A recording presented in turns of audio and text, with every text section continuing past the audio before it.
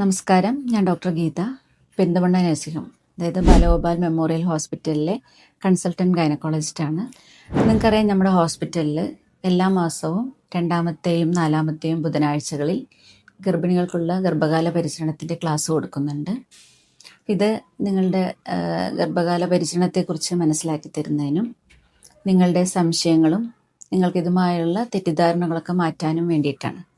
അപ്പോൾ ഒരു ക്ലാസ് ആദ്യഘട്ടത്തെക്കുറിച്ച്, അതായത് ആദ്യത്തെ 6 മാസം വരെയും അടുത്ത ക്ലാസ് 6 മാസം മുതൽ പ്രസവം വരെയുള്ള ഘട്ടത്തെക്കുറിച്ചാണ് നമ്മൾ എടുക്കാറുള്ളത്. അപ്പോൾ പല കാരണങ്ങളാലും ഈ ഹോസ്പിറ്റലിൽ വരുന്ന എല്ലാ പേഷ്യൻസിനും കൃത്യമായിട്ട് ഇതിൽ പങ്കെടുക്കാൻ പറ്റിക്കൊള്ളുന്നില്ല. ആരോഗ്യപരമായ പ്രശ്നങ്ങളാവാം, സാങ്കേതികമായ ബുദ്ധിമുട്ടുകൾ, ഇപ്പോൾ വരാനുള്ള ദൂരം, അങ്ങനെയുള്ള പല പ്രശ്നങ്ങൾ കൊണ്ടും എല്ലാവർക്കും ഈ ക്ലാസ് പങ്കെടുക്കാൻ ബുദ്ധിമുട്ടായിരിക്കും. അപ്പോൾ അങ്ങനെയുള്ളവർക്കായിട്ട് ഞാൻ ഇന്നൊരു വീഡിയോ ചെയ്യുകയാണ്. ഇന്നത്തെ വീഡിയോയിൽ ആദ്യഘട്ട പരിചരണത്തെക്കുറിച്ച്, അതായത് ആദ്യത്തെ 6 മാസത്തെക്കുറിച്ചുള്ള കാര്യങ്ങളാണ് ഞാൻ പറയുന്നത്. അപ്പോൾ ഇന്നത്തെ വീഡിയോയിലേക്ക് എല്ലാവർക്കും സ്വാഗതം. നിങ്ങൾക്കറിയാം, ഒരു സ്ത്രീയുടെ ജീവിതത്തിലെ ഏറ്റവും പ്രധാനപ്പെട്ട ഒരു ഘട്ടമാണ് ഗർഭകാലം എന്നത്. അപ്പോൾ ഇത് ആ ദമ്പതികളോടൊപ്പം തന്നെ അവരുടെ 2 കുടുംബങ്ങളും വളരെ ആകാംക്ഷയോടെയും പ്രതീക്ഷയോടെയും ആഹ്ലാദത്തോടെയും കാത്തിരിക്കുന്ന ഒരു സന്ദർഭമാണ്. അപ്പോൾ മാതൃത്വം എന്നത് സ്ത്രീക്കുള്ള മഹനീയമായ ഒരു അനുഗ്രഹമാണ്. പ്രഗ്നൻസി ആയാൽ ഏതൊരു പെൺകുട്ടിയുടെയും സ്വപ്നം ഗർഭകാലത്ത് കോംപ്ലിക്കേഷൻസ് ഒന്നുമില്ലാതെ ആരോഗ്യവും ബുദ്ധിയുമുള്ള ഒരു കുഞ്ഞിനെ ലഭിക്കുക എന്നതാണ്. അപ്പോൾ ഇക്കാലത്ത് എല്ലാ പെൺകുട്ടികളും, എല്ലാ സ്ത്രീകളും വളരെ കൃത്യമായി തന്നെ ഹോസ്പിറ്റലിൽ വരികയും വേണ്ട ചെക്കപ്പുകൾ നടത്തുന്നു, ഡോക്ടറുടെ നിർദ്ദേശങ്ങളൊക്കെ പാലിക്കാറും ചെയ്യാറുണ്ട്. പക്ഷെ ഇതോടൊപ്പം തന്നെ അവർക്ക് ചില അവകാശങ്ങളുമുണ്ട്. അതായത് പ്രഗ്നൻസി പീരീഡിൽ അവർക്ക് കുടുംബത്തിൻ്റെയും സമൂഹത്തിൻ്റെയും ഒക്കെ ഒരു സപ്പോർട്ട് ആവശ്യമാണ്. അവരുടെ മാനസിക ശാരീരിക ബുദ്ധിമുട്ടുകൾ മനസ്സിലാക്കിക്കൊണ്ട് വീട്ടിലുള്ളവർ പൂർണ്ണ പിന്തുണ നൽകണം. അതുപോലെ തന്നെ സമൂഹത്തിൽ പൊതു ഇടങ്ങളിലൊക്കെ അവർക്ക് ശരിയായ മുൻഗണനയും ആവശ്യമാണ്. ഇനി ഏതൊരു കാര്യവും ഭംഗിയായി നടക്കണമെങ്കിൽ, അതല്ലെങ്കിൽ അതിൻ്റെ ലക്ഷ്യത്തിലെത്തണമെങ്കിൽ എന്തു വേണം? കൃത്യമായൊരു പ്ലാനിങ്, അതായത് ഒരു മുന്നൊരുക്കം ആവശ്യമാണ്. അപ്പോൾ പ്രഗ്നൻസിയുടെ കാര്യത്തിലും ഇതുപോലെ തന്നെയാണ്. നമുക്കറിയാം, ഏതൊരു അമ്മയുടെ ആരോഗ്യ പ്രശ്നങ്ങൾ, അത് മാനസികമായാലും ശാരീരികമായാലും ഗർഭസ്ഥ ശിശുവിൻ്റെ ആരോഗ്യത്തെ ബാധിക്കും. അതുപോലെ തന്നെ അമ്മയുടെ ചിന്തകൾ, അവരുടെ പ്രവൃത്തികൾ, അവരുടെ ശീലങ്ങൾ, ഇവയൊക്കെ ബാധിക്കുന്നുണ്ട് എന്നാണ് പഠനങ്ങൾ പറയുന്നത്. അഭിമന്യു എഫക്റ്റ് എന്നൊക്കെ നിങ്ങൾ ഒരുപക്ഷെ കേട്ടിട്ടുണ്ടാകാം. എന്നാൽ അമ്മയുടെ പ്രഗ്നൻസി പീരിയഡിലെ ആ സമയത്ത് അമ്മയുടെ ആരോഗ്യം കുഞ്ഞ് ജനിച്ച് വളർന്നു വരുമ്പോൾ ഭാവിയിൽ അവരുടെ ആരോഗ്യത്തെ പോലും ബാധിക്കുന്നു എന്ന് വന്നാലോ? ഉദാഹരണത്തിന്, ഷുഗറുള്ള ഒരു അമ്മയ്ക്ക് അമിതവണ്ണത്തിനുള്ള ഒരു കുട്ടി ജനിക്കുകയാണെങ്കിൽ അവർക്ക് ഭാവിയിൽ ജീവിതശൈലീ രോഗങ്ങളായ പ്രമേഹം, പ്രഷർ, കൊളസ്ട്രോൾ എന്നിവ കൂടുതലായി നേരത്തെ ഏജിൽ തന്നെ വരാനുള്ള സാധ്യതയുണ്ട്. പെൺകുട്ടികളാണെങ്കിൽ PCOD ഉണ്ടാകാം. അതുപോലെ തന്നെ വളർച്ചക്കുറവായി ജനിക്കുന്ന കുട്ടികൾക്ക് പിന്നീട് ഇമ്മ്യൂണിറ്റി കുറയുക, അതായത് അവരുടെ പ്രതിരോധശേഷി കുറഞ്ഞ് അസുഖങ്ങൾ ഇടയ്ക്കിടയ്ക്ക് വരുന്നതായിട്ടും, മറ്റു ചില അസുഖങ്ങളായ ഓട്ടിസം, പ്രായമായവരിൽ കാണുന്ന അൽഷിമേഴ്സ് എന്നീ രോഗങ്ങളൊക്കെയും ഗർഭകാലത്തെ ആരോഗ്യവുമായി ബന്ധമുണ്ടെന്നാണ് പറയുന്നത്. ഒരു വ്യക്തിയുടെ ജീവിതത്തിലെ ആരോഗ്യം ഗർഭപാത്രത്തിൽ വെച്ച് തന്നെ തീരുമാനിക്കപ്പെടുന്നു എന്ന് വരുന്നുണ്ട്. അതായത് ആരോഗ്യമുള്ള ഒരു ഭാവി തലമുറയെ വാർത്തെടുക്കുന്നത് ആരോഗ്യമുള്ള അമ്മമാരാണ്. സോ ആരോഗ്യകരവും ആഹ്ലാദകരവുമായ ഒരു പ്രഗ്നൻസി പീരീഡിന് കൃത്യമായ പ്ലാനിങ്, മുന്നൊരുക്കം ആവശ്യമാണ്. ഇത് ശാരീരികമായിട്ടും മാനസികമായിട്ടും വേണം. മാനസികമായ തെറപ്പി എന്ന് പറഞ്ഞുകൊണ്ട് എന്താണ് ഉദ്ദേശിക്കുന്നത്? ഇപ്പോൾ പലപ്പോഴും നമ്മൾ അൺപ്ലാൻഡ് ആയിട്ട്, നമ്മൾ പ്രതീക്ഷിക്കാതെ ഒരു സമയത്ത് പ്രഗ്നൻസി പലർക്കും ആവാറുണ്ട്. അതായത് ഇന്നത്തെ കാലത്ത് സ്ത്രീകളൊക്കെ ജോലി ചെയ്യുന്നവരാണ്, ധാരാളമായിട്ട് പഠിക്കുന്നവരാണ്.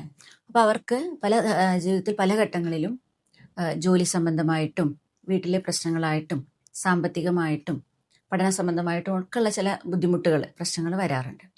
അപ്പോൾ ഈ പ്രശ്നങ്ങളെല്ലാം ഒന്ന് പരിഹരിച്ചതിന് ശേഷം പ്രഗ്നൻസി ആവുക എന്നതാണ് ഏറ്റവും നല്ലത്. കാരണം എന്താണെന്ന് വെച്ചാൽ, ആ സമയത്തുണ്ടാകുന്ന അപ്രതീക്ഷിതമായിട്ട് പ്രഗ്നൻസി ആകുമ്പോൾ ഉണ്ടാകുന്ന ഈ പിരിമുറുക്കങ്ങൾ അമ്മയുടെ ഗർഭകാലത്തെ മാനസികാവസ്ഥയെ ബാധിക്കാറുണ്ട്. അമിതമായ ടെൻഷൻ, പെട്ടെന്ന് ദേഷ്യം വരിക, ഡിപ്രഷൻ ആവുക, അങ്ങനെയുള്ള കാര്യങ്ങൾ കാണുന്നുണ്ട്. ഒപ്പം തന്നെ അവർക്ക് പ്രഗ്നൻസിയുടെ തുടക്കത്തിൽ ഹൈപ്പറമെസിസ് എന്ന് പറയും, ഛർദി, ക്ഷീണം ഇവയൊക്കെ കൂടുതലായിട്ട് കാണുന്നു. പ്രഗ്നൻസി കോംപ്ലിക്കേഷൻസ് ആയ പ്രഷർ ചിലർക്ക് വരാൻ സാധ്യതയുണ്ട്. കുട്ടിക്ക് വളർച്ചക്കുറവ്, വെള്ളക്കുറവ്, മൂപ്പെത്താതെയുള്ള പ്രസവം, പ്രീ ടേം ലേബർ, ഇതെല്ലാം കാണുന്നു. ഇതുപോലെ തന്നെ വളരെ പ്രധാനപ്പെട്ട മറ്റൊരു കാര്യം, ഇങ്ങനെയുള്ളവർക്ക് പോസ്റ്റ്പാർട്ടം സൈക്കോസിസ് എന്ന് നിങ്ങൾ കേട്ടിട്ടുണ്ടാകാം. അതായത് ഗർഭപ്രസവത്തിന് ശേഷമുള്ള മാനസികാസ്വാസ്ഥ്യം. അത് പല രീതിയിലും പ്രത്യക്ഷപ്പെടുന്നു. അതായത് കുഞ്ഞിനോടുള്ള വെറുപ്പ്, പാല് കൊടുക്കാതിരിക്കും, ഇതുപോലെ നേരത്തെ പറഞ്ഞ പോലെ ഡിപ്രഷൻ, ആൻസൈറ്റി, അങ്ങനെയുള്ള സംശയങ്ങൾ, പെട്ടെന്ന് കരയുക, ദേഷ്യം വരിക, അങ്ങനെയുള്ള പല പ്രശ്നങ്ങളും കാണാറുണ്ട്. ഇതെല്ലാം അമ്മയുടെ മാനസിക ആരോഗ്യവുമായി ബന്ധപ്പെട്ടാണ് ഇരിക്കുന്നത്. അതുകൊണ്ട് നമ്മൾ മെൻ്റലി പ്രിപ്പയർഡ് ആയ ശേഷം പ്രഗ്നൻസി ആകുന്നതായിരിക്കും എന്തുകൊണ്ടും നല്ലത്. ഇനി മറ്റൊന്ന്, ആരോഗ്യകരമായ മുന്നൊരുക്കം. ഇതിൻ്റെ ഒരു പ്രാധാന്യം എന്താണ്? നമുക്കറിയാം, ഇന്നത്തെ കാലത്ത് ജീവിതശൈലി രോഗങ്ങൾ വളരെ ചെറിയ പ്രായത്തിൽ തന്നെ കാണുന്നുണ്ട്. പ്രഷർ, പ്രമേഹം, അതുപോലെ കൊളസ്ട്രോള്, ഇങ്ങനെയുള്ള കാര്യങ്ങൾ വരെ നേരത്തെ തന്നെ കാണാറുണ്ട്, ചെറിയ പ്രായത്തിലേ കാണുന്നുണ്ട്. കൂടാതെ ചില സ്ത്രീകൾ ഏതെങ്കിലും അസുഖങ്ങൾക്ക്, സീഷർ അതായത് അപസ്മാരം പോലുള്ള അസുഖങ്ങൾക്ക് തുടർച്ചയായി മരുന്ന് കഴിച്ചുകൊണ്ടിരിക്കുന്നവരാവാം. ചിലർക്ക് തൈറോയിഡിൻ്റെ പ്രശ്നങ്ങളുണ്ടാകും, വൈറ്റമിൻ ഡി ഡെഫിഷ്യൻസി. ചില സ്ത്രീകളൊക്കെ നമ്മൾ ഗർഭമായിട്ട് ഹോസ്പിറ്റലിൽ വന്ന് ടെസ്റ്റ് ചെയ്യുമ്പോഴാണ് HB, ആരോഗ്യ പ്രശ്നങ്ങളൊന്നും ഇല്ലെങ്കിൽ പോലും HB നോക്കുമ്പോൾ 8, 7 അങ്ങനെയൊക്കെ കാണാറുണ്ട്. അപ്പം അങ്ങനെയുള്ള ഡെഫിഷ്യൻസീസ് കാണുന്നു. മറ്റു ചിലർ ഏതെങ്കിലും അസുഖത്തിന്, ഇപ്പോൾ TB പോലുള്ള അസുഖങ്ങൾക്ക് മരുന്ന് കഴിച്ചുകൊണ്ടിരിക്കുന്ന സന്ദർഭങ്ങളിൽ അത് കഴിഞ്ഞാലേ പ്രഗ്നൻസി ആകാവുന്ന നിർദ്ദേശം ഉണ്ടാകും. ചില മരുന്നുകൾ കഴിച്ചാൽ അത് നിർത്തിയിട്ടും 5-6 മാസത്തിന് ശേഷമേ ഗർഭിണിയാകാവൂ എന്ന നിർദ്ദേശങ്ങളുണ്ടാവും. അപ്പോൾ ഇങ്ങനെയൊക്കെയുള്ള കാര്യങ്ങളുള്ളപ്പോൾ ഇതൊക്കെ എങ്ങനെയാണ് ഗർഭത്തെ ബാധിക്കുന്നത്? ചിലപ്പോൾ അബോർഷനാകാം, അല്ലെങ്കിൽ കുഞ്ഞിൻ്റെ ശാരീരിക വൈകല്യങ്ങൾക്ക് കാരണമുണ്ടാകുന്നു. ഞാൻ നേരത്തെ പറഞ്ഞതുപോലെ പ്രഗ്നൻസി പീരീഡിൽ വളർച്ചക്കുറവ്, വെള്ളക്കുറവ്, പ്രീ ടേം പെയിൻ, അങ്ങനെയുള്ള പല കോംപ്ലിക്കേഷൻസിനും ഇത് കാരണമാകാറുണ്ട്. അപ്പം അതുകൊണ്ട് നമ്മൾ ആരോഗ്യപരമായിട്ടൊരു തയ്യാറെടുപ്പ് ആവശ്യമാണ്. ഇതിനാണ് എന്താണ് വേണ്ടതെന്ന് വെച്ചാൽ, നിങ്ങൾ നല്ലൊരു ഗൈനക്കോളജിസ്റ്റിനെ കണ്ടിട്ട്, ഓരോ വ്യക്തിക്കും ഓരോ പ്രശ്നങ്ങളായിരിക്കും ഉണ്ടാവുക. അപ്പോൾ ഡോക്ടറെ കണ്ട് നിങ്ങളുടെ പ്രശ്നങ്ങൾ എന്തൊക്കെയാണെന്ന് ചർച്ച ചെയ്ത് അതെല്ലാം പരിഹരിക്കുക. എന്തെങ്കിലും കുറവുകളൊക്കെ ഉണ്ടെങ്കിൽ അത്, ഇപ്പോൾ vitamin D deficiency, anaemia, thyroid പ്രശ്നങ്ങളൊക്കെ ഉണ്ടെങ്കിൽ എല്ലാം കറക്റ്റ് ചെയ്യണം. ഇതൊക്കെ ചെയ്തിട്ട് പ്രഗ്നൻസി ആവുന്നതാണ് ഏറ്റവും നല്ലത്. ഇനി മറ്റൊരു പ്രധാനപ്പെട്ട കാര്യം, ഫോളിക് ആസിഡ് എന്ന വൈറ്റമിൻ്റെ ആവശ്യമാണ്. ഈ ഫോളിക് ആസിഡ് എന്ന വൈറ്റമിൻ വളരുന്ന കോശങ്ങൾക്കും ഗർഭസ്ഥ ശിശുവിൻ്റെ ബ്രെയിനിൻ്റെയും ഞരമ്പുകളുടെയും ഒക്കെ വളർച്ചയ്ക്കും വളരെ അത്യാവശ്യമാണ്. നമുക്കറിയാം, അണ്ഡവും ഭ്രൂണവും കണ്ണുകൊണ്ട് കാണാൻ കഴിയാത്ത അത്ര ചെറിയ കോശങ്ങളാണ്. ഈ കോശങ്ങൾ യോജിച്ച് അണ്ഡവും ബീജവും വളരെ ചെറിയ കോശങ്ങളാണ്. ഇവ യോജിച്ച് ഭ്രൂണമായി അത് കോടിക്കണക്കിന് കോശങ്ങളായി വളർന്നിട്ടാണ് പിന്നീട് അവയവങ്ങളായി രൂപപ്പെടുന്നത്. അപ്പോൾ ഈ ഒരു ഘട്ടം നമ്മൾ പ്രഗ്നൻസിയാണ് എന്ന് തിരിച്ചറിയുന്ന മുമ്പേ തന്നെ ശരീരത്തിൽ നടക്കുന്നു. നമ്മൾ മെൻസസ് തെറ്റിയിട്ട് ഒരു 2-3 ആഴ്ച ഉള്ള കാലത്തിനെ പറയുന്നത് ഓർഗാനോജെനസിസ് പീരിയഡ് എന്നാണ്, അതായത് അവയവങ്ങൾ രൂപപ്പെടുന്ന കാലമെന്നാണ്. അപ്പോൾ ഇത്രയും ഈ തുടക്കത്തിൽ ഈ വൈറ്റമിൻ വളരെ അത്യാവശ്യമാണ്. അതുകൊണ്ടാണ് പ്രഗ്നൻസി ആകാൻ പ്ലാൻ ചെയ്യുമ്പോൾ 2-3 മാസത്തിന് മുമ്പ് തന്നെ, അറ്റ്ലീസ്റ്റ് 1 മാസം മുമ്പെങ്കിലും ഫോളിക് ആസിഡ് എന്ന വൈറ്റമിൻ കഴിക്കണമെന്ന് പറയുന്നത്.